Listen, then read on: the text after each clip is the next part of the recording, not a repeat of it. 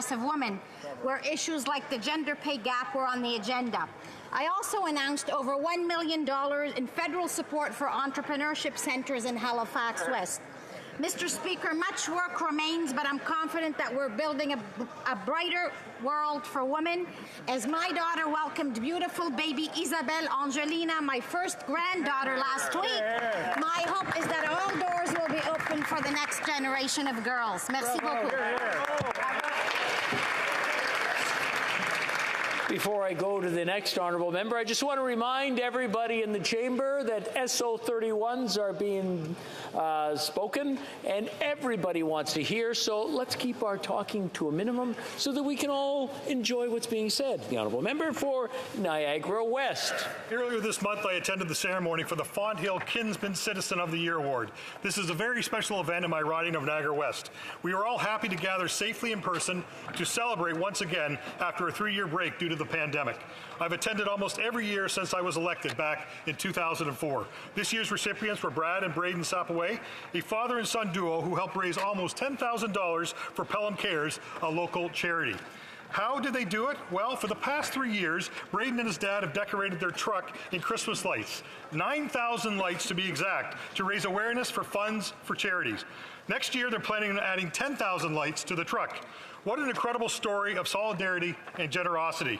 Other folks that have received the Kinsman Citizen of the Year are Gary and Rosemary Chambers, Ron Corr, and Michael Jacques, among many other outstanding members of our community. I'm proud to represent Pelham and other townships in our close-knit community of Niagara West. Hear, hear. The honourable member for Mississauga Streetsville. Mr. Speaker, today marks World Down Syndrome Day. The 21st day of the 3rd month was selected to signify the uniqueness of the triplication of the 21st chromosome, which causes Down syndrome. Down syndrome is naturally occurring chromosomal arrangement that has always existed and is universal across all racial, gender, and socioeconomic lines. 1 in every 781 babies born in Canada has Down syndrome. I want to take a moment to recognize the incredible individuals with Down syndrome who make important contributions to our communities every day. Unfortunately, these individuals often face discrimination and are denied opportunities to fully participate in society. This year's theme is with us, not for us. So as we celebrate this day, let us commit to creating a more inclusive society that values diversity and supports those with Down syndrome and their families. Together, we can create a world where everyone can live fulfilling lives. Thank you, Mr. Speaker. L'honorable. The honourable member for Abitibi-Témiscamingue. Thank you, Mr. Speaker. At the prestigious culinary competition Bocuse d'Or in Lyon, the Signé Caméline oil received the first prize in the innovation category, which is an extremely important global distinction and the first time for a Quebec product. I would like to proudly congratulate the Olimega family business, which uses sustainable methods for its crops and that I saw start up 15 years ago. Chantal Van Winden, Raymond Durivage, Guillaume Cloutier, and Marc-Antoine Cloutier. I'm so pleased to congratulate you and your team.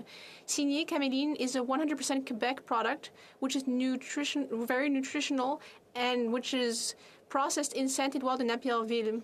And Camelina is a beautiful yellow plant, which is also cultivated in Témiscamingue, in my area. And I'd like to congratulate as well Agritem, Alain Sarrazin Farm, Mondou Farm, and I'd like to congratulate Lorraine Mondou and Michel Robert, who are here today. Thank you. L'honorable député de Vaudreuil-Soulanges. The honourable member for Vaudreuil-Soulanges. Mr. Speaker, this week I am celebrating 11 weeks of remission from my cancer. And I have the honor of being the honorary president of the Relay for Life of the Canadian Cancer Society, which will be occurring in Pankow on June 10th. Tonight, Mr. Speaker, I will be walking for Tarek, a young, bright man who went on to Westwood High School and completed his first year at John Abbott College. He was passionate about history and politics. He loved to draw, paint, play video games, and build Lego. Above all, Mr. Speaker, he loved spending time with his best friends Bella, Aisha, Haley, Maddie, Jazzy, Isabel, and Flanny. Sadly, Mr. Speaker, Tarek lost his battle with cancer on January 26th, taking his last breath in his mother's arms at the age of 19. Mr. Speaker, Tarek was a warrior. During his treatments, his mother said he never complained. He just carried on. If he had a message to share with anyone else battling cancer, it was, be brave. You got this. To Tarek's mother, Donna, his sister, Serene, and his great-aunt, Sharon, who join us in Ottawa today, I want to thank you for sharing his story with me. He truly was a special young man. It will be an honor to walk in honor of his memory in June, and I would invite everyone in my riding to join me to pay tribute to those who are still fighting, to those we have lost, and to help put an end to cancer. Thank you.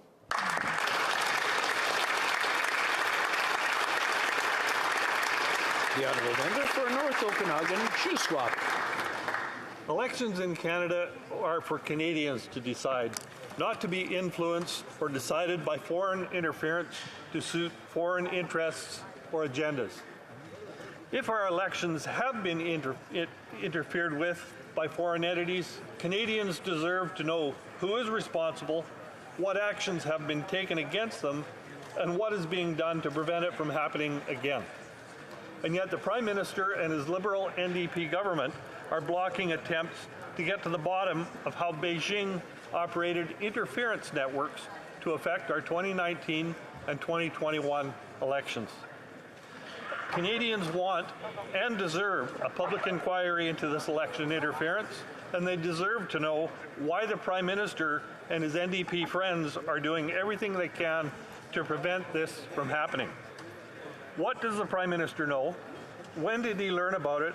And what did he do or fail to do about Beijing's election interference? These are questions from Canadians and people of the North Okanagan Shuswap. What does the Prime Minister have to hide? For Vancouver, Grenville. Across Canada, many communities celebrate Nowruz, the time of the beginning of the Persian New Year, the coming of spring. It's a time for sharing a meal, assembling the HoC table, and most importantly, it's a time for family and friends to come together. However, around the world, from Iran to Tajikistan, Turkey to Afghanistan, many communities that should be celebrating have been facing extreme difficulties.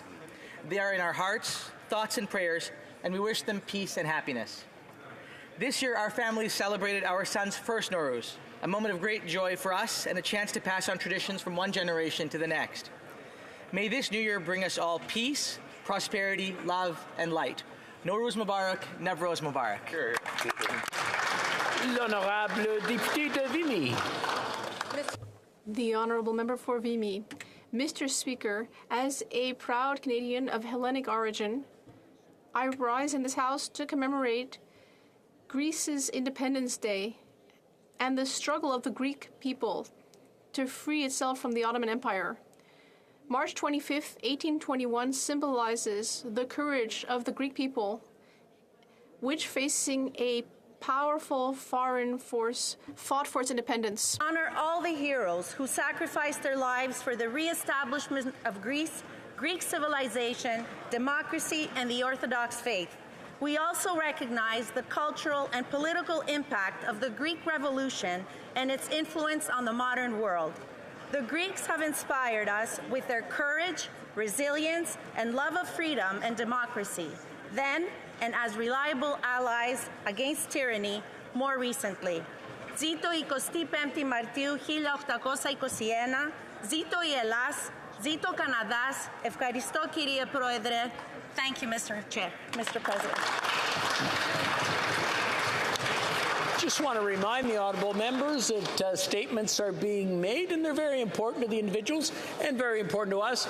I just want everyone, if they're talking, to talk much slower or wait until the statements are over, then come back in the chamber so that we can all enjoy and hear what the honourable members have to say.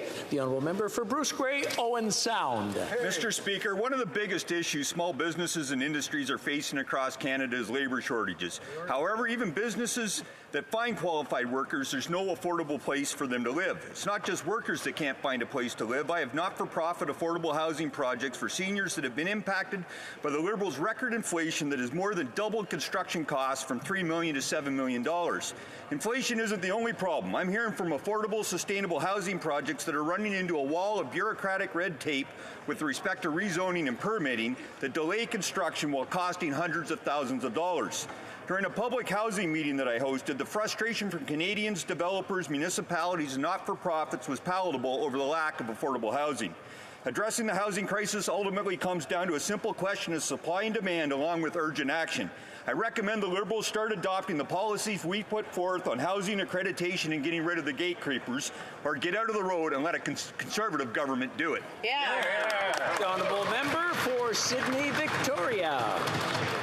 Mr. Speaker, I rise today to congratulate the 2023 winners of the New Waterford Coal Bowl Classic and the School Sport Nova Scotia Division II Boys Basketball Provincial Champions, the Breton Education Centre Bears. Known for their relentless full-court press defense, that defense led them to multiple-point victories in each of their wins. This year's Coal Bowl felt for many like a return to form as the first tournament held since the pandemic began to impact our communities in 2020. The first ever Coal Bowl was held in 1982, but this is the first year that both contenders for the top spot came from Cape Breton. The Bears played fellow Cape Bretoner, the Riverview Ravens, in the championship game to take the title. But it's no surprise that two of our top spots were from Cape Breton because Cape Breton creates champions.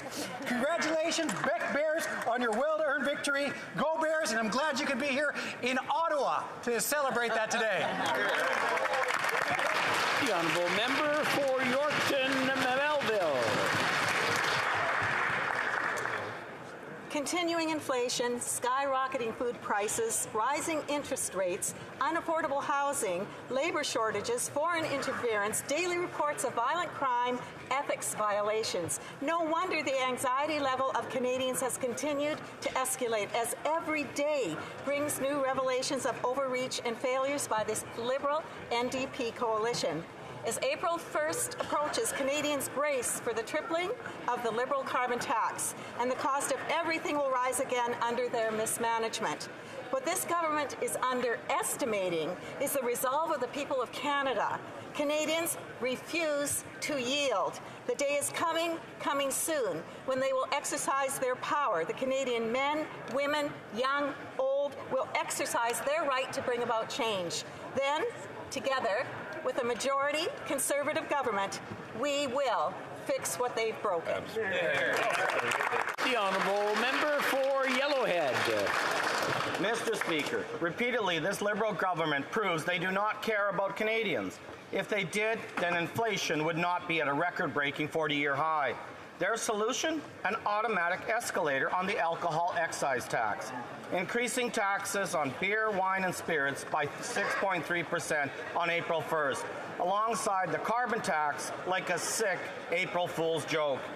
This tax increase will devastate consumers, beer, wine, and spirit producers, 95% of which are small businesses, and other Canadian entrepreneurs who can barely make ends meet as it is.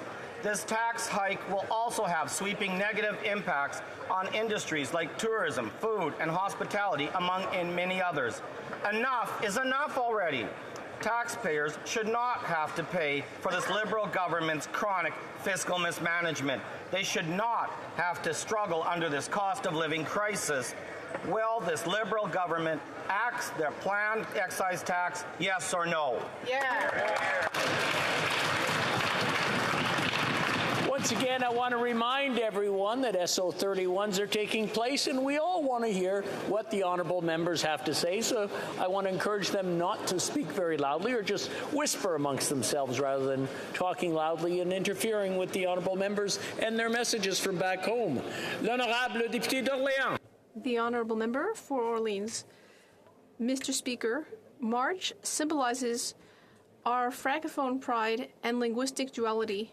On March 20th, yesterday, Francophones in my community of Orleans and throughout Canada and the world celebrated International Francophonie Day.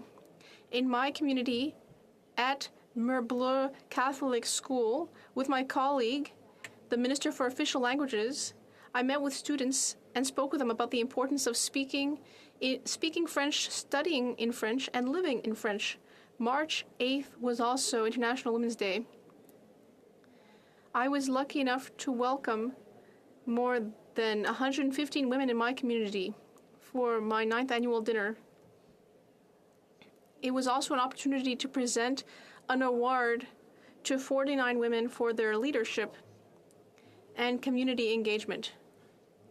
I'd like to conclude by thanking everyone for continuing to promote our beautiful French language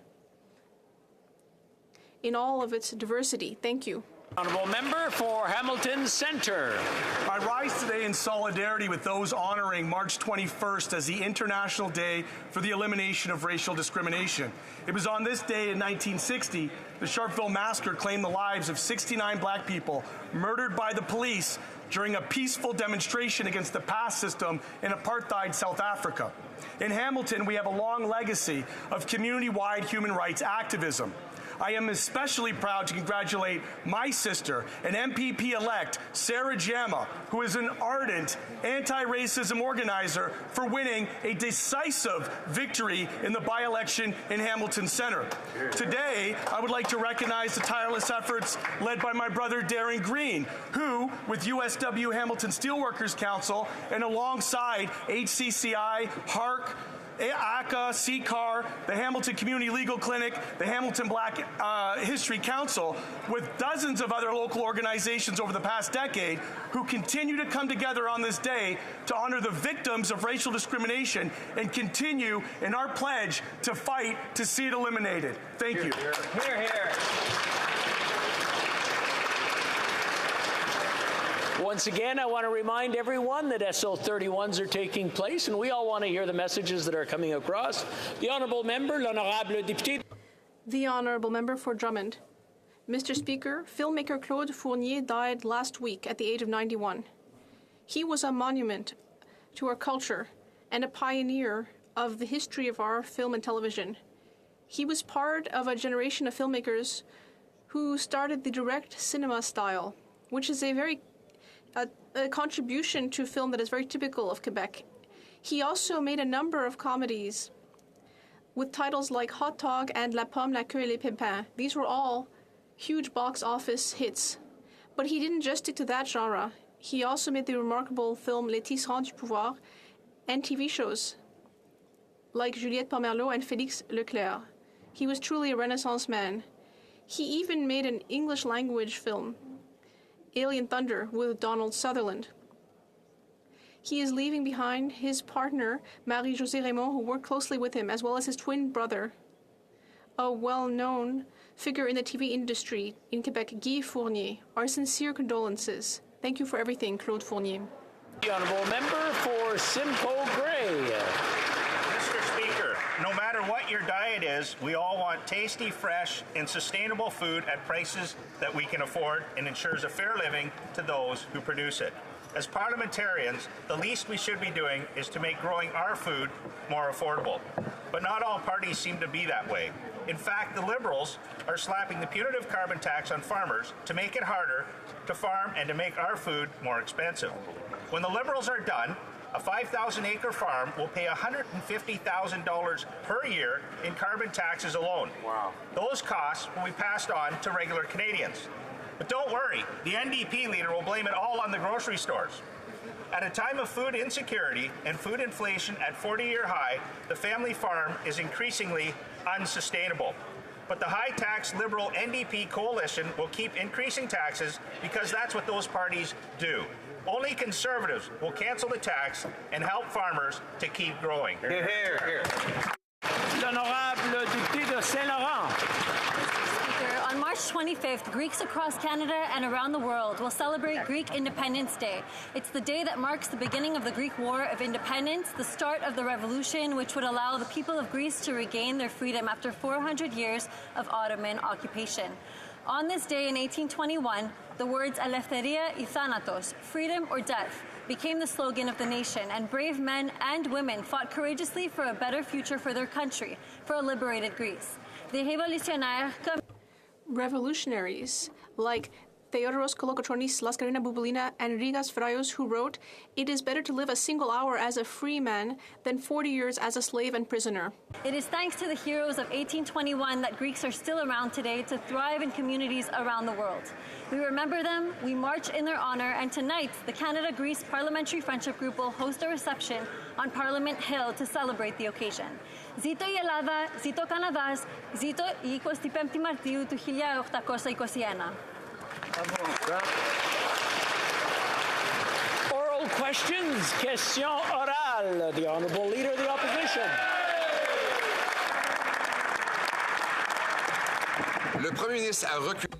The Prime Minister has changed his mind after weeks of pressure from the Conservative Party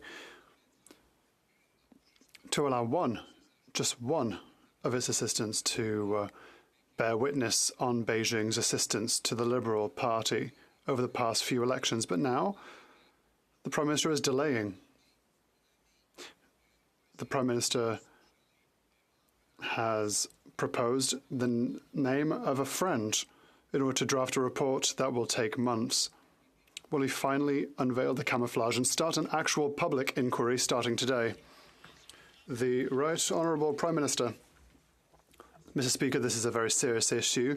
It should not be a partisan one, and it should never be. That is the reason for which we have appointed an independent expert, David Johnson, in order to detect any issues in the system, with public recommendations that could lead to an official investigation or another kind of independent oversight investigation. And we will follow up on these recommendations. Two organizations will be studied, and will study Chinese interference in our elections because we take this very seriously. It took weeks of pressure for the Prime Minister to back down and flip-flop, but allow only one of his top advisors, one of the key people who was involved in the campaigns that Beijing helped the Liberal Party win in multiple elections. But what we really need is the full truth. He's named his neighbor, family friend, ski buddy, and member of the Beijing Finance Trudeau Foundation to look into the matter, which is nothing more than a delay. Will he allow Canadians to get to the truth and prevent this from happening again before the next election with a full public inquiry now? Right Honourable Prime Minister. Mr. Speaker, Canadians know this is an extremely serious issue and should not be a partisan issue. That's why we named David Johnston as the independent expert to identify any gaps in our system. He will make public recommendations, which could include a formal inquiry or some other independent review process, and we will abide by those recommendations. Also have two national security bodies that will undertake independent reviews of foreign interference in our elections and are also taking further immediate action to bolster our institutions, better coordinate government efforts to combat interference, counter disinformation, and move forward on a foreign influence registry. Of the Opposition. Well, data out today shows that food prices are exploding. Anyone who's been to a grocery store already knew it, but what is the Prime Minister's solution? He wants to raise taxes on the farmers that produce our food and the truckers that ship it, which means more expensive groceries at the grocery store. It's part of his plan to triple the tax on heat, gas, and groceries.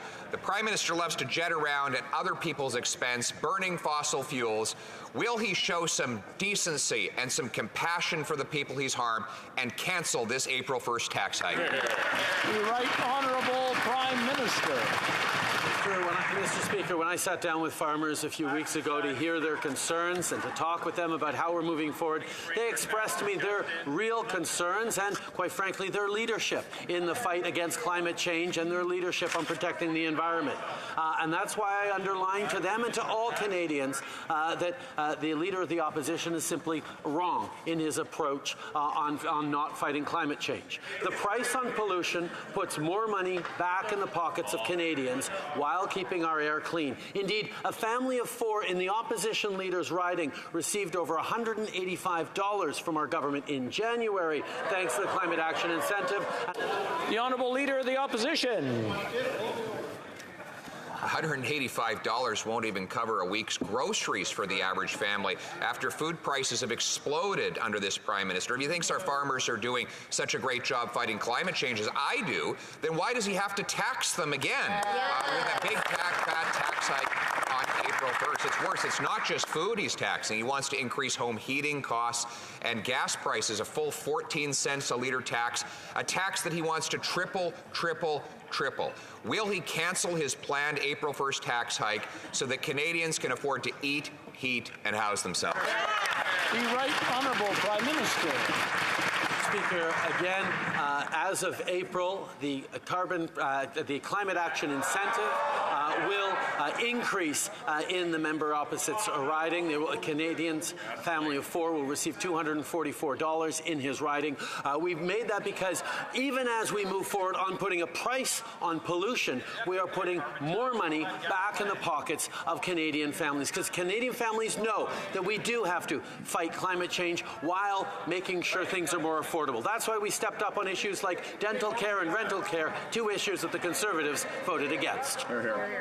Honourable Leader of the Opposition. Now he calls single mothers polluters because they buy groceries. He calls farmers polluters because they use fuel. He calls seniors polluters because they heat their homes. This from a guy who we just found out one of his 4 government-funded mansions spent $8,000 a month on utilities to heat the pool and the sauna. He flew 17 times in 1 month, including one 10-minute flight because he didn't want to drive an hour from Waterloo to Toronto. Why doesn't the Prime Minister stop his high-carbon, high-tax hypocrisy and cancel this tax? The Right Honourable Prime Minister. Mr. Speaker, Canadians are facing challenging times right now because of incredibly challenging global contexts. Whether it's the war in Ukraine, whether it's the end of the pandemic and disruptions of supply chain, there are lots of issues and inflation facing Canadians right now. But instead of offering solutions, Mr. Speaker, the Leader of the Opposition plays up partisan personal attacks. On this side of the House, we're focused on delivering for Canadians, delivering a GST rebate that helped 11 million Canadians last fall, delivering rental benefits and dental care that Conservatives voted against. Mr. Speaker, we will continue to be there for Canadians while he plays. The Honourable Member for Belleau-Chambly. Mr. Speaker, all opposition parties want a public and independent inquiry.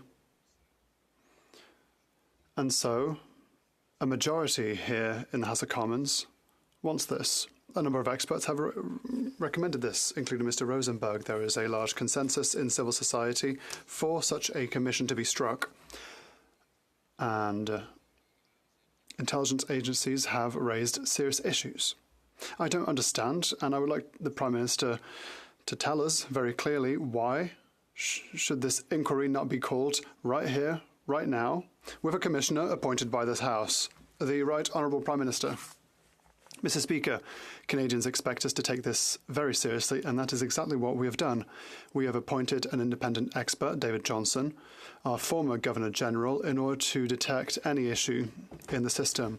This rapporteur will make recommendations, public recommendations, that could include an official inquiry or any other type of independent study, pursuant to his reckoning of what is necessary. We will follow these recommendations. What is more, 2 national security agencies will conduct their own investigations with regards to foreign interference and will continue to take this seriously. The Honourable Member for Belleau-Chambly. So I have 2-3 notions when it comes to independence. I kind of know what independence is, but this new rapporteur is about as independent as I'm federalist. The head of the United States will be here on Friday, so isn't it weird to communicate when it comes to national safety for the whole of the North American continent? Isn't it a weird message to send, this non-creation of a commission? I'm not accusing the Prime Minister of anything, but why not take this golden opportunity to stop this impression that he has something to hide? The Right Honourable Prime Minister. Mr. Speaker, Canadians must have trust in our electoral system and in our democracy, and that is the reason for which we have appointed David Johnston, a former Governor-General, as an independent expert. We are very pleased to announce that his mandate was made public this morning. David Johnston isn't partisan. He is a patriot, a Canadian who has always put Canada before any other consideration, an admirable Governor-General, appointed by a Conservative politician. We reject unfounded accusations against someone who has served Canada so well. Well, I would like my colleague to explain why he said that he was Federalist as another question. Do Democrats care deeply about democracy and are deeply concerned about political interference in our system? That's why we force this government to end the obstruction in committee and to allow the Chief of Staff of the Prime Minister to testify, rendering the Conservative motion useless, which is not surprising because they just want to play games. In fact, they are right now, the Conservative Party, blocking our motion to have a vote in this House on a public inquiry. So my question to the Conservative leader, why is he playing games? What does he have to hide? Why won't he stand up?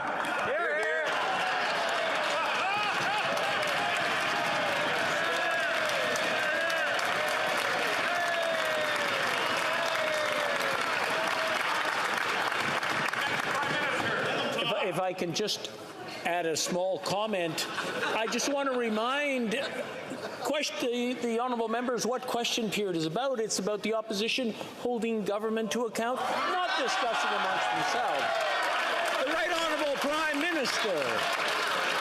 Pleased to be able to stand up to reinforce what my honourable parliamentary colleague pointed out, that the Conservative leader and indeed Conservative parliamentarians seem to be more focused on playing partisan games and personal attacks than they are on actually seeing Canadians reassured about the state of our democracy and the tools we have to counter foreign interference. But that's exactly why we chose to move forward with an unimpeachable expert, our former Governor-General, David Johnston, who is going to look deeply and seriously with a wide and deep mandate released this morning to reassure Canadians that all is being done to protect our democracies. The honourable member for Burnaby South. You know, I think I figured it out. It turns out the Liberals and the Conservatives both have something in common. They're both opposed to a public inquiry. Canadians deserve a public inquiry because foreign interference undermines confidence in our democracy.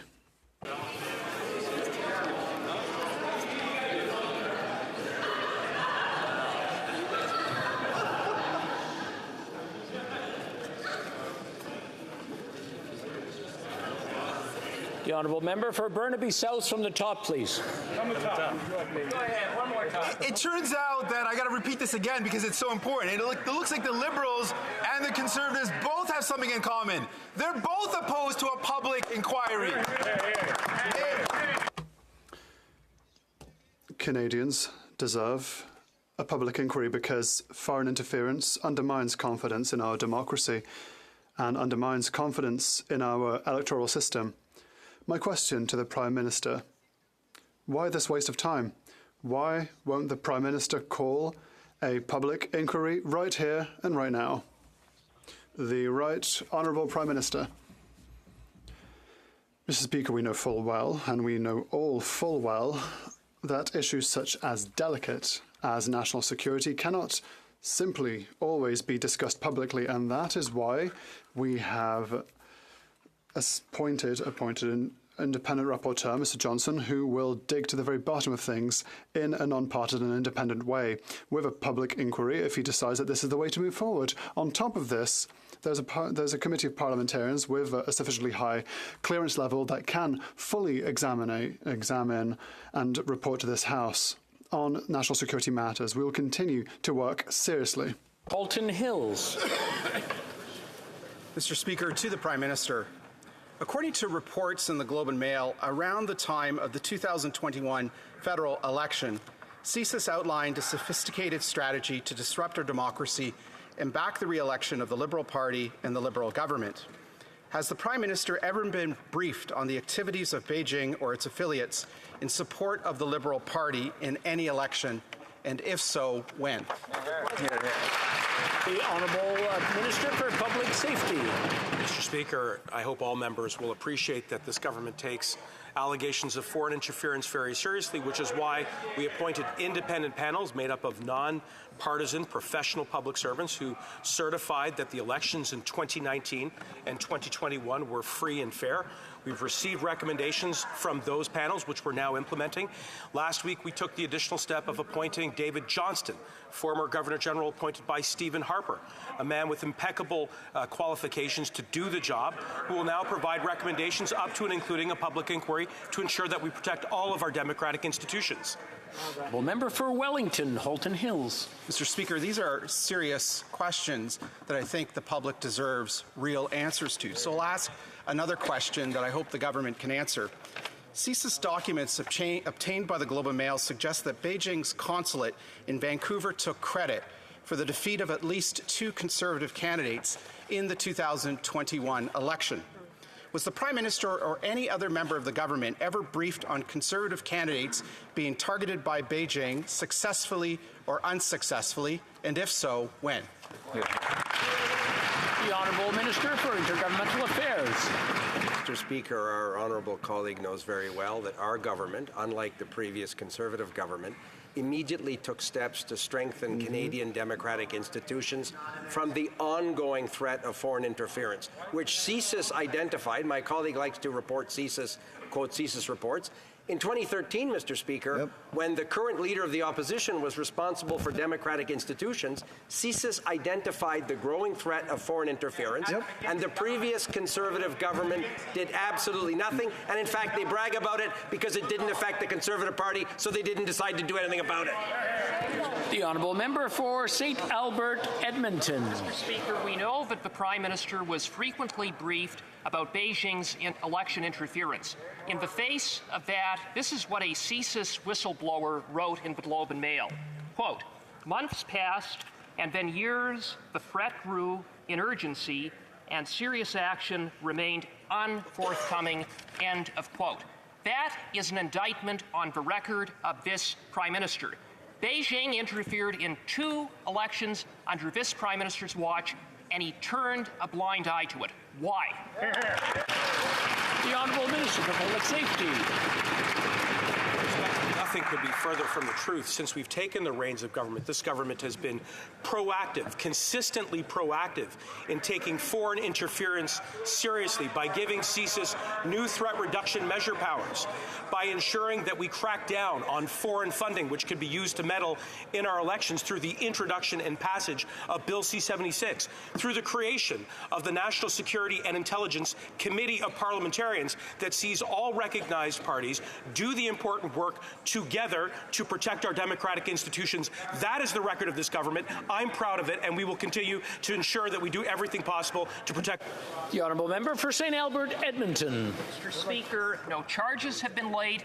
No diplomats have been expelled. The Prime Minister kept Canadians in the dark, and it took a CSIS whistleblower to make the public aware of Beijing's election interference. That's the record of this Prime Minister. Either the Prime Minister was completely asleep at the switch, or he allowed it to happen because it benefited the Liberal Party. Which is it? The Honourable Minister. Mr. Speaker, our colleague should be careful not to make outrageous allegations that he knows very well have no basis in the truth. Mr. Speaker, our government from the beginning took the issue of foreign interference very seriously. We put in place a number of steps, including a National Security and Intelligence Committee of Parliamentarians created by law, Mr. Speaker, with access to all of the relevant documents and officials to make assessments about this and other national security issues. Far from what my colleague is saying, we have taken this issue seriously from the very beginning and continue to do so. The Honourable Member, l'Honourable Député de Mégantic-l'Érable. Monsieur le Président. Mr. Speaker, a whistleblower risked his job by unveiling Beijing's role in our elections. What will happen to my family if I go to prison, he said. This is someone who is responsible for our national security, and he is aware of the consequences of his actions. All this because the Prime Minister did absolutely nothing to stop Beijing interference in the last 2 elections. It's for national security. Someone is ready to go to prison for the truth. Why has the Prime Minister closed his eyes for so long? The Honourable Minister for Interparliamentary Affairs, Mr. Speaker, my colleague knows full well that the Prime Minister and our government, on the contrary, took very seriously from the very beginning this very important issue, that is, to strengthen our democratic institutions here in Canada against China's interference and the interference of other countries. This is not a new phenomenon in Canada or in other countries in this world. Mr. Speaker, the good news is that we have implemented measures that have strengthened our democratic institutions, and we will continue to work, including with the Honourable former Governor-General David Johnston. CSIS stated that the Prime Minister was informed a number of times that there was Beijing interference in our elections. The whistleblower said over the past few months and over the past years, this has become an emergency. Tangible measures have never been tabled and enacted. I've tried to raise the issue directly with my supervisors and those who make decisions in order to send this up the chain of command, but they were incapable of doing so and acting. Why has the Prime Minister ignored these warnings? The Honourable Minister. Mr. Speaker, our colleague knows full well that we didn't ignore these warning signs. That's what the former Conservative government did back in the day. They ignored it. We did quite the opposite. We implemented a number of measures in order to strengthen democratic institutions, in order to share with parliamentarians what essential information is required for national security and national safety. We have a committee of independent experts presided by the clerk of the Privy Council that certified that 2019 and 2021 elections were free and democratic. But the good news is that we will continue to do even more to strengthen these measures. The Honourable Member for Trois-Rivières. Mr. Speaker, the debate over Chinese interference in our democracy demonstrates the Prime Minister's systematic and historic lack of ethics. He has threatened a no confidence vote in the media to avoid a committee appearance by his Chief of Staff, Katie Telford. In other words, he threatened to force an election, nothing less. Rather than have to tell the truth about the information he has long had about Chinese interference. So, Mr. Speaker, what is it that the Prime Minister doesn't want to hear Ms. Telford admit, so much so that he is thinking of toppling his own government? The Honourable Leader of the Government in the House. That's wrong. It is our objective to make sure that we have the witnesses necessary to answer questions. We want to make sure that they are available. There are many ministers that have already appeared before the committee. There will be a number of interveners at this committee, and we will make sure that all questions will have someone there for an answer. The Honourable Member for Trois-Rivières. Mr. Speaker, just imagine, we know that China heavily interfered in the last 2 elections. The Prime Minister has threatened to call another election with a vote of no confidence. Even before the details of China's meddling practices have been investigated, before the electoral system has been tightened and strengthened to counteract these illegal practices, the Prime Minister has threatened to call a new election, even if it means Beijing can use the same tricks a 3rd time in a row. That's a hat trick, Mr. Speaker. When will there be a public and independent commission of inquiry? The Honourable Minister for National Heritage. Mr. Speaker, my colleague isn't playing in a field of truth. He doesn't want to work with facts. The Prime Minister has said nothing about a no-confidence vote. It is clear, if the Bloc Québécois only wants to try and pick a fight, only wants to cause a nuisance, only wants to hinder our job, then perhaps they could finally turn to the facts instead of just making stuff up. The Honourable Member for Longueuil-Saint-Hubert. Mr. Speaker, while the Liberals are playing election threats, in the real world, there are real people in the Chinese community who are facing real threats from the very real Chinese regime. You know, Mr. Speaker, the famous Chinese police stations in Canada. Well, yesterday, Safeguard Defender confirmed that 83 Canadian citizens already have been arrested and deported to China to face trial. 83, Mr. Speaker. And those are just the known cases. Beijing is arresting Canadian citizens in Canada right under the Prime Minister's nose. This is serious. When will the Prime Minister finally launch a real public and independent commission of inquiry? The Honourable Minister for Foreign Affairs. Thank you, Mr. Speaker. So we will always make sure that our position on China is clear, and it is clear.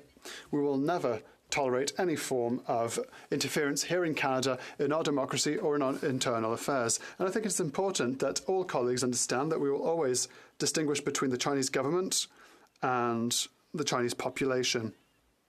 Unfortunately, Canadians of Chinese origin are far too often targeted. I ask all members in this House to support Canadians of Chinese origin in every riding throughout the country. Thank you, Mr. Speaker. Member for Brantford-Brant. Mr. Speaker, the Prime Minister and his loyal Liberal caucus keep trying to distract, divide, and cover up their failure to protect Canadians from foreign interference. Canadians deserve to know the truth about Beijing's interference in our elections. We need to learn exactly what the Prime Minister knew and what was done to defend our democracy. Will the Prime Minister finally identify all 11 federal candidates who receive funding from Beijing? Yes or no? The Honourable Minister of Public Safety. I assure my colleague and all members in this chamber that we take foreign interference very seriously, which is why we have put in the people, the authorities, the resources, the technology to protect all of our institutions, including most especially our elections. And that is why last week we appointed Mr. Johnston, a former Governor General, appointed by Stephen Harper, no less, Mr. Speaker, someone who is unimpeachable and who has the ability to put forward concrete recommendations, including and up to a public inquiry, which, if he does, this government will respect, because we take the work of protecting our democratic institutions very seriously, and we are committed to continue doing that. Thank you. For Brantford-Brant. That isn't the truth that Canadians expect. Just recently, Global News revealed that 2 high-level national security reports before and after the 2019 election suggest the Prime Minister's office was warned about Chinese government officials and the direct funding they were given to Liberal candidates. However, the Prime Minister continues to express that the information was never shared with him directly. The question now is simple. Who in the Prime Minister's office deliberately and intentionally withheld the information from him, and will he be terminating that person, yes or no? The Honourable Minister. Mr. Speaker, this is a government that believes in taking foreign interference with the utmost seriousness, which is why we have raised the bar when it comes to being transparent in how we are doing that work, through the creation of NCCOP, through the creation of the National Security Intelligence Review Agency. And now with Mr. Johnston's appointment as the Special Rapporteur, he will put forward the next best practical steps so that we can continue to reinforce our democratic institutions, including our elections. Mr. Speaker, this is not a partisan issue. It is one that all members should unite behind, and I hope that that will include the Conservatives as well. Honourable Member for Lethbridge. We see this over and over again. Skirt, deflect, skirt, deflect, skirt, deflect. At the end of the day, I find this all very perplexing. We know that there have been reports given by CSIS to the Prime Minister's office. Somehow, those reports did not make it to the Prime Minister's ears. At least that's what he tells us. So our question for the Prime Minister is, wasn't he even just a little bit curious as to who those individuals are that withheld that information from him? I mean, wouldn't he want to know? Or did he already know and simply didn't need to ask? Hear, hear. The Honourable Minister. Mr. Speaker, the mandate that has been given to Mr. Johnston will allow him to look into all of the questions and the concerns that have been raised around the elections in 2019 and 2021, also highlighting the fact that 2 independent panels have already verified that those elections were free and fair. Now Mr. Johnston will continue to work with all parliamentarians, will work with the committees and bodies who have and are charged with the responsibility of protecting our national security so that we can shine a light on the way in which we protect our elections, and that is precisely what this government is focused on. I hope Conservatives will join in that effort. This is not a partisan issue. It's a... L'honorable député de Charbonneau. The Honourable Member for Charbonneau Haute-Saint-Charles. Mr. Speaker, the media has reported that CSIS informed the Prime Minister's Bureau that Liberal candidates were receiving money and support from Beijing and that nothing was done about it. Does the Prime Minister really think that Canadians believe that he did not require answers from the people who hid that information? Is it because he already knew that that was happening? The Honourable Member for Intergovernmental Affairs. Mr. Speaker, my colleague knows full well that from the very outset, our government took the threat of foreign interference very seriously. That is why we set up a number of measures that were confirmed by the panel of senior officials overseen by the clerk of the Privy Council that the elections of 2019 and 2021 were free and fair. And we have strengthened those measures, and now Mr. Johnston will be analyzing the situation and making recommendations, and if there are other measures that we must implement to continue to make sure that there is no foreign interference, then... Kona. Thank you, Mr. Speaker. Now that New Democrats have forced an end to the government filibuster at committee and secured the testimony of his chief of staff, I think we owe it to Canadians to make a little more time in this place to talk about the issues that are affecting them in the pocketbook, like grocery prices, for instance, that even as inflation begins to slow, grocery prices continue to rise at an outpaced rate, Mr. Speaker, and grocery companies are walking away with all of that in profit while Canadians are cash-strapped. The solution is to impose a windfall tax on the grocery companies that are overcharging Canadians for their groceries for a clear signal that they won't get to walk away with that money, and that money will be reinvested in Canadians who are staring down the barrel of a recession. The Honourable Minister for Tourism. Thank the Honourable Member for his question. And as he will know, the inflation rate today for February was posted at 5.2%. That is still too high, and we're going to continue to support Canadians who need the support when they need it the most. And in our country, tax fairness is a fundamental principle of our tax fairness. That's why we insisted that the insurance companies and banks pay more with the Canada Recovery Dividend, Mr. Speaker, 1.5% more on income over $1 billion. Mr. Speaker, we will continue to watch very closely what the grocery companies are doing, and will continue to be there fighting on the side of Canadians. Good job. The Honourable Member for Victoria. Mr. Speaker, the IPCC just gave another dire warning. If we don't act now, the devastating consequences of the climate crisis will only get worse. President Biden just announced a budget that eliminates billions of dollars in U.S. fossil fuel subsidies and invests that money in the low-carbon economy. This is what leadership looks like. Other countries are stepping up to the plate, but the Liberals want to keep giving billions to rich oil and gas CEOs. Will the Liberals stop dragging Canada backwards and finally end fossil fuel subsidies? The Honourable Parliamentary Secretary. Mr. Speaker, after a decade of complete inaction by the opposition when they were in government, we are showing that leadership. The IPCC is right. Climate change is real. Climate change is urgent, and we are taking action. That's why we need to continue doing what we are doing. We put a price on carbon pollution. We put an emissions reductions plan that speaks to how we're going to reduce emissions across all sectors of our economy. And we have committed to ending all fossil fuel subsidies for unabated fossil fuels. The Honourable Member for Etobicoke Centre. Mr. Speaker, it's been now over a year since Russia began its devastating further full-scale invasion of Ukraine. And it's important to remember that this invasion is not just a threat to Ukraine's security, but to Canada's national security, to NATO, and to countries around the world. Despite Putin's war crimes, despite his unrelenting aggression, today, Ukraine stands strong. In my view, Canada's military aid, including our training of Ukrainian armed forces, has played an essential role in Ukraine's progress on the ground. Could the Minister of National Defence share with Canadians the impact she believes Canada's training has had on the ground, on the battlefield in Ukraine? The Honourable Minister of National Defence. Mr. Speaker, since 2015, the Canadian Armed Forces have trained over 35,000 members of the Ukrainian Armed Forces. We are training Ukrainians in England. We are training Ukrainian engineers in Poland, and we are training them on the use of the Leopard 2A4 battle tank. As President von der Leyen said, the Canadian Armed Forces have been instrumental in terms of the resilience that is being shown on the battlefield in Ukraine. And we stand with Ukraine as it fights for its democracy, its sovereignty, and its stability. Thank you, Mr. Speaker. The honourable member for Hastings, Lennox and Addington. Mr. Speaker, after 8 long years of this tax and spend Liberal Prime Minister, many Canadians are sinking in debt. They cannot afford food, they cannot afford heat, and they cannot afford shelter. And on April 1st this year, these Liberals are determined to make life even more difficult for struggling Canadians by increasing the carbon tax. It's more money out of their pockets. Mr. Speaker, Canadians are spent. When will this government cancel this cruel and callous carbon tax? The Honourable Minister for Natural Resources. Speaker, as I have said a number of times in the House, affordability is extremely important to every member and every party in this House.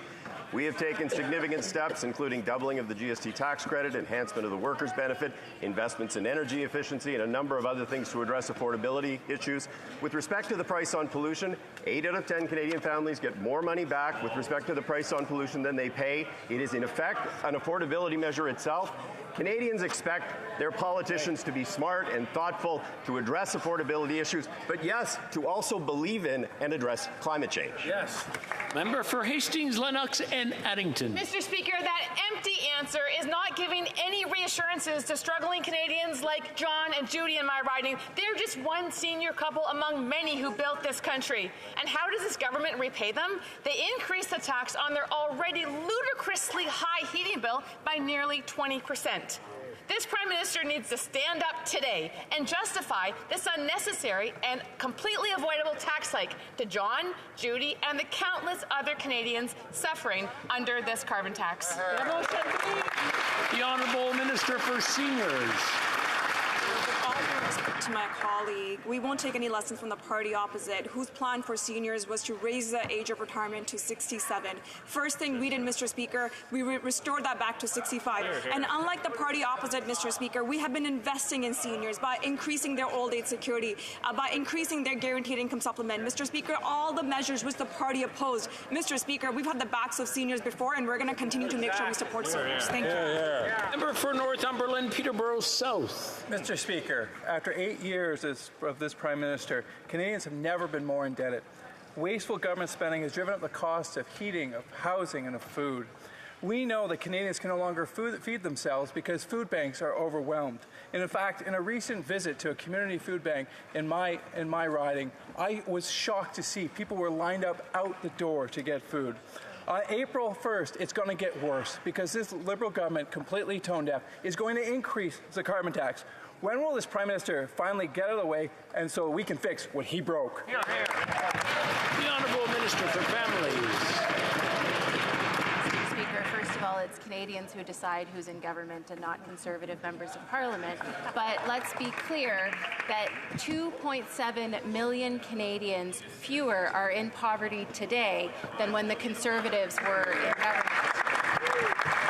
And Mr. Speaker, when it comes to supporting Canadians, we've been there, whether it's supporting children with the Canada Child Benefit, whether it's supporting seniors with the Guaranteed Income Supplement, an increase to the GIS, or an increase to old age security for those who are over 75, or the Canada Workers Benefit. And in fact, when it comes to supporting food banks, Mr. Speaker, our government has been there, and we're there through the Community Services Recovery Fund. We're going to be there for Canadians, and we're going to be there for the organizations. For Northumberland, Peterborough South. I would sincerely invite this member to come down to the Coburg Food Bank Food Share and meet with these individuals and tell them that life has never been so good, because that's just not true. The truth of the matter is this government is incompetent at fighting the affordability crisis as they are at climate change. They failed to eat every target. They continue to make life more and more expensive for Canadians. When will this Prime Minister finally get out of the way so we can fix what they broke?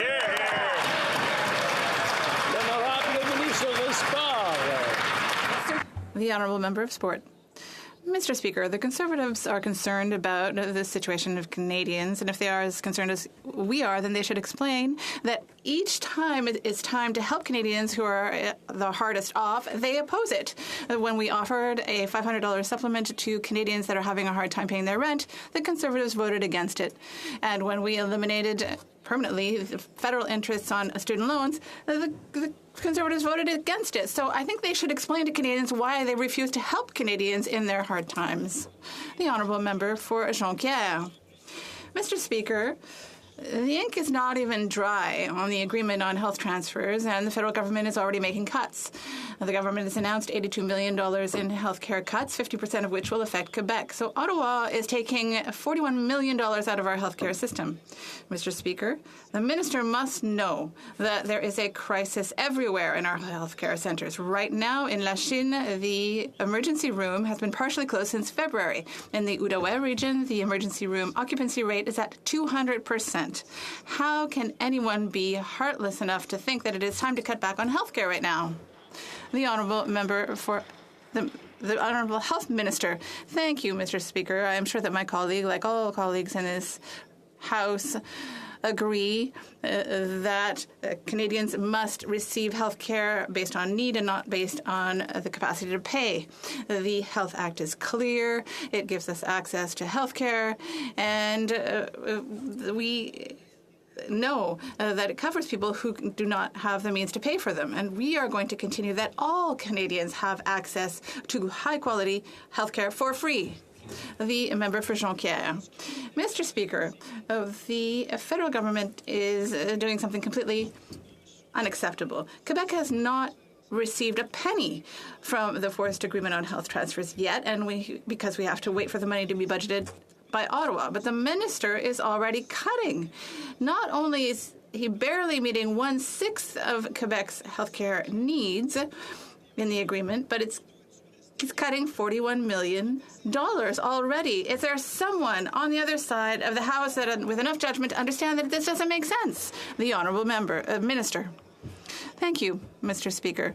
I am pleased to inform my colleague that the government of Quebec, Mr. Dubé, and myself are working together to make sure that in Quebec and elsewhere in Canada, that access to essential diagnostics remains free. And really, it is a matter of making sure that this happens everywhere. We have been working with British Columbia. We know that the funds of Canada ensure that everyone throughout the country has access to free healthcare services everywhere, including Quebec. Mr. Speaker, this government's April 1st planned tax hike on alcohol is no joke for Canadian craft brewers. This buzz-killing tax will mean less jobs, fewer paychecks, and high beer prices for Canadians who already pay some of the highest beer prices in the whole world. Talk about hosing Canadians. Will this government help our buds make more suds and freeze the April 1st escalator tax on alcohol, or will it continue its brouhaha on job-killing, inflation-inducing tax hikes to Canadian craft brewers and Canadian consumers? The Honourable Minister for Tourism. Notwithstanding, we understand, and I understand, as Minister of Tourism, the importance that the beer, wine, and spirits industry bring to our communities, to our microbreweries, to our very ridings. But, Mr. Speaker, let's be serious about serious matters. This escalator has been in place for a long time. It's about tax fairness, and what we're actually talking about, Mr. Speaker, is less than 1 cent per can of beer. That's what the federal amount is. Let's have the Conservatives talk about serious matters, and we will respond in a serious manner. Member for Lambkent, Middlesex. Mr. Speaker, after 8 years of this Liberal Prime Minister, it's no secret that times are tough for Canadians. And on April 1st, our local breweries, distilleries, wineries, and cideries will see a hit on the excise tax, a 6.3% increase on the excise tax, the greatest increase in 40 years. 46% of the cost of a beer is already taxed. And now the Liberals, well, they want Canadians to pay more. So, Mr. Speaker, will the Prime Minister take responsibility for denying our hardworking Canadians an affordable drink and stop the tax increases? The Honourable Minister. Look at the facts. We reduced and actually eliminated excise duty on low alcohol beer effective July 1st, 2022, which makes our practices consistent with the G7. And Mr. Speaker, what the federal amount of this excise tax inflation increase represents is less than 1 penny per can of beer. That's what we're talking about, Mr. Speaker. Thank you very much. The Honourable Member for Chicoutimi-Le Fjord. Mr. Speaker, the Prime Minister has plunged Canadians into the worst inflation in 40 years. As if that wasn't enough, he is now attacking Canadian microbreweries. The excise tax on beer, wine, and spirits is going to go up by 6.3% as of April 1st. This will hurt everyone from producer to consumer. After 8 years under this Prime Minister, everything is going up. Could the Prime Minister curb his inflationary thirst because Canadians have had enough? The Honourable Member for Tourism. Minister of Tourism. So with regard to the excise tax, we know that we are bringing it up to the level for all G7 countries. So with regard to increasing the excise tax, it means less than 1 cent per can of beer. This has been on the books for a long time, Mr. Speaker, and we know that Canadians are going through hard times. That's why we have a whole series of measures to make life more affordable. The Honourable Member for Lac-Saint-Louis. According to recent studies, the number of Canadians suffering from dementia should reach a record number by 2030. We know that throughout the pandemic, people with dementia and those who care for them were disproportionately affected. Last week, our government announced $68.3 million in research funding into aging and brain health. Can the Minister of Health tell this House how this investment will contribute to the health and well-being of people with dementia, their families, and their caregivers? The Health Minister. Thank you, Mr. Speaker, and thank you to my colleague for Lac-Saint-Louis for his excellent work. Safety and wellness are critical to the quality of life of Canadians, particularly aging Canadians, and that is why the National Strategy on Dementia will continue to improve the quality of life for people living with dementia, their families, and their caregivers. This funding will also support research on brain health linked to aging in order to support the latest areas of research, because we know that a healthy brain is essential to a healthy life. Colchester. Mr. Speaker, after 8 years of this Liberal government, there are almost 6 million Canadians without access to primary care. In my province of Nova Scotia alone, there's 140,000 people almost who do not have access. 2 days ago, the Conservatives over here introduced a Blue Seal program under which there will be a common standard for doctors trained elsewhere to gain license here in Canada. Canadians are beyond frustrated knowing that doctors who have immigrated to this country are only to be left out in the cold. When will this Prime Minister admit his wrongdoings and take action on behalf of all Canadians? The Honourable Minister of Health. Thank you, Mr. Speaker. Access to family health and primary care in Canada is indeed essential. I'm grateful for the question. And that is why I'm going to send a copy of a letter that I sent to health ministers a couple of weeks ago to my colleagues so that he sees why and how provinces and territories have already committed to national licensure for health professionals, including the recognition of foreign credentials for health workers in Canada. Honourable Member for Cumberland, Colchester. Well, Mr. Speaker, perhaps that's too little too late, because we know that this government promised 7,500 doctors, nurses, and nurse practitioners, and to date, none have been delivered. This is in spite of the fact that there are more than 50,000 doctors and nurses in this Canada who are not working in their chosen profession. The Conservative Blue Seal program will allow internationally trained health professionals a clear pathway to licensure and a clear answer with respect to their credentials within 60 days of coming to Canada. Why has this government constantly and consistently betrayed qualified new Canadians, and when will the Prime Minister take action? The Honourable Minister of Health. Thank you, Mr. Speaker. With regret and with respect, I would say that this is indeed a bit too late. We've done that just a few weeks ago. We've been working on that months ago and years ago. And that is why already in Canada this is happening, including in Atlantic Canada, in PEI, in Nova Scotia, New Brunswick, Newfoundland, Ontario, British Columbia. We're making important and quick progress, obviously with the collaboration of provinces and territories, so that people that come to Canada can quickly use their tools, their talents, their expertise to serve Canadians. The Honourable Member for Portneuf-Jacques-Cartier. The aged Portneuf-Jacques-Cartier citizen received 5 envelopes containing confidential documents from Passport Canada from Canadians in 5 different provinces, credit card numbers, passports, social insurance numbers. This is an alarming situation, Mr. Speaker, and Canadians' confidence is shaken. How many Canadians were the victims in this situation? It's a good thing the envelope fell into the hands of an honest citizen. How can Canadians trust this Prime Minister when the Prime Minister's government can't even manage confidential documents? The Honourable Minister for Families. Mr. Speaker, this situation is completely unacceptable, and I would like to thank the member opposite for returning those documents, and also thank the citizen involved. Well, as soon as I heard about this situation, I asked the department to conduct an investigation to ensure that it never happens again, and I would like to reassure the member that it is completely unacceptable, and we are working to solve it efficiently. Mills.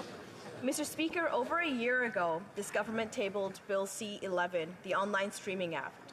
Still, there's so much disinformation about how this legislation helps artists in my riding of Mississauga, Erin Mills, and across Canada, while also protecting the freedom of expression for Canadians. Can the Minister for Canadian Heritage please update the House on how this bill will make tech giants pay their fair share, celebrate the best of Canadian content, and serve the needs for all Canadians? The Minister for Canadian Heritage. Mr. Speaker, I want to thank my colleague for her question, her great work. Excellent. The online streaming bill is very clear. It makes tech giants pay for their fair share to a Canadian culture, but some tech giants don't want to do that. So with their conservative friends, they're trying to make this about free speech. That's right. But it's written black and white in the bill. It has nothing to do with what people post online. It's about the biggest companies in the world contributing to our music, to our movies, to our television. It's about creating the next generation of great Canadian artists. So let's stand up for them, Mr. Speaker, and pass Bill C-11. You're standing up. The Honourable Member for Skeena Bulkley Valley. Mr. Speaker, everyone knows the Liberals' air passenger protections aren't working. Even the minister himself knows it.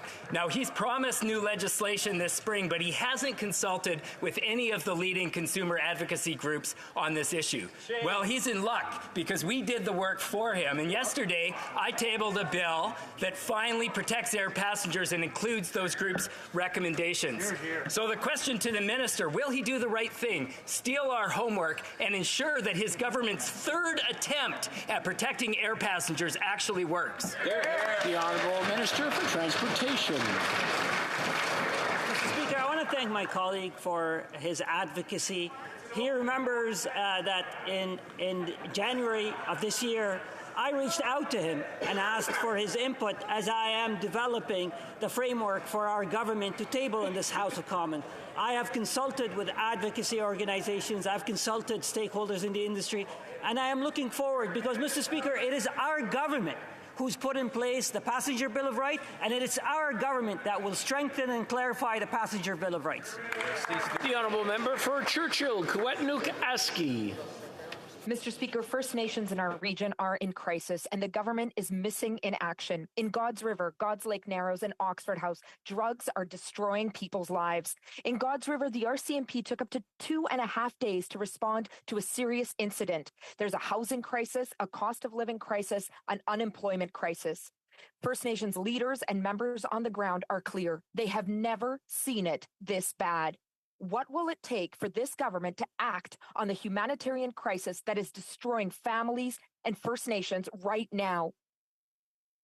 The Honourable Minister. Mr. Speaker, recently I visited God's Lake, and I can tell you that the member is right, that we have to do more together to protect members of that community and all communities, Mr. Speaker, that are struggling under the weight of a colonial system that has not invested in their prosperity. Whether we're talking about economic reconciliation, Mr. Speaker, closing the infrastructure gap, ensuring that people have equity to education, which, by the way, Mr. Speaker, our government has actually acted on. This is the work that we must do together as Canadians, Mr. Speaker, because in this country, everyone deserves a fair chance to succeed. I'm afraid that's all the time we have for question period today. Comme il est 15h13. It being 3:13, pursuant to order made on Thursday, June 23rd, 2022, the House will now proceed to the taking of the deferred recorded division on the motion of Mr. Cooper relating to the business of supply. Thank you.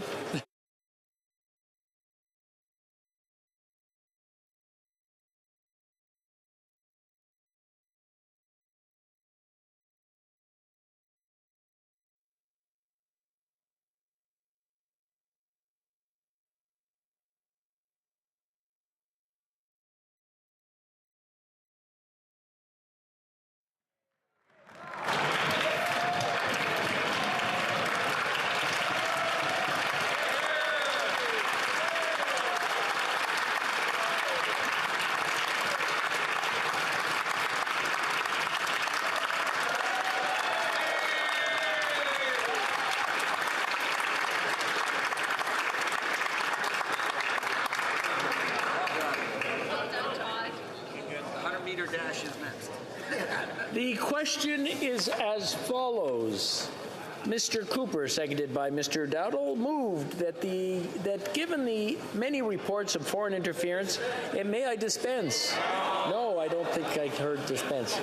That given many reports of foreign interference in Canada's democratic process by or on behalf of the communist regime in Beijing, the Standing Committee on Access to Information, Privacy and Ethics be empowered and instructed to study all aspects of foreign interference in relation to the 2019 and 2021 general election, including preparation for those. May I dispense? Thank you. La période de